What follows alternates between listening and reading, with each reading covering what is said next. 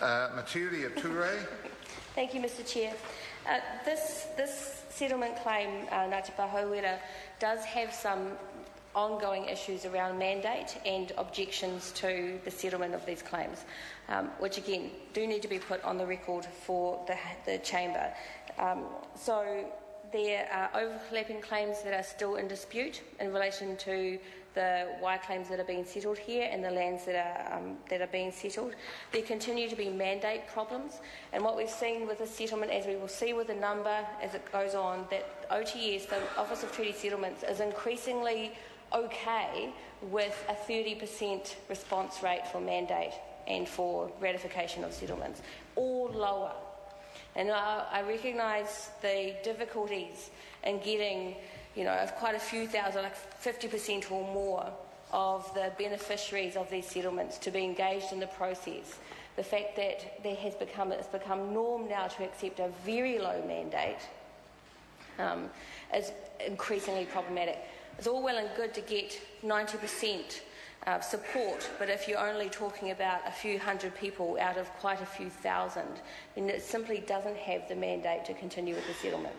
And the government's program to drive these settlements through, as we see with the way that this process is working today, the government's program to drive these settlements through because they want to get the treaty issues settled, is leaving those who are the wronged party in these negotiations at even greater disadvantage.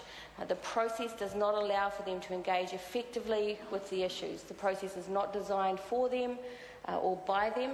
It doesn't deal properly with their actual needs, and we are seeing that reflected in the very low turnout for mandate votes and for ratification.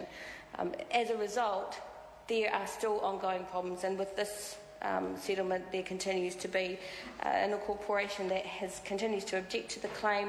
There are still tribunal claims that haven't been settled, I understand, over this claim, and there are claims of beneficiaries who've been actively excluded from the voting and mandating process.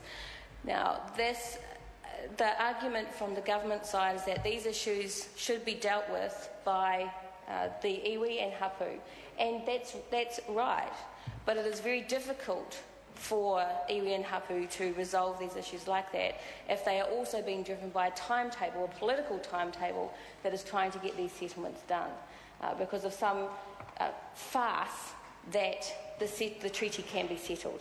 From the Green Party point of view, the treaty cannot be settled. This is just, as someone said recently, it's a deal. It is not a settlement. It's a deal done today in today's circumstances under today's political constraints. It is not a settlement of the issues when you're talking about the abrogation or the destruction of tino rangatiratanga, the removal of rights to be decision makers and control over their own people. So this one continues to have problems, and I think there will be ongoing problems despite the fact that this House will support this legislation to pass. The Green Party will continue to support this bill. We did for the first and second readings, and we will continue to support it. But we do want to note that this is an ongoing problem, and there will be continued issues with this settlement, and we will support those claimants as much as we can during that process. Thank you. The first question is that the Minister's amendments set out on SOP number 13 be agreed to. Those of that opinion will say aye. Contrary, no. The ayes have it. The question now is that the preamble, parts 1 to 3, schedules 1 to 4 and clauses 1 and 2 as amended stand part. Those of that opinion will say aye. Contrary, no. The ayes have it. I will report this bill with amendment presently. Members, we now move to the Ngati Porou Claims Settlement Bill. Mr. Chairman, again.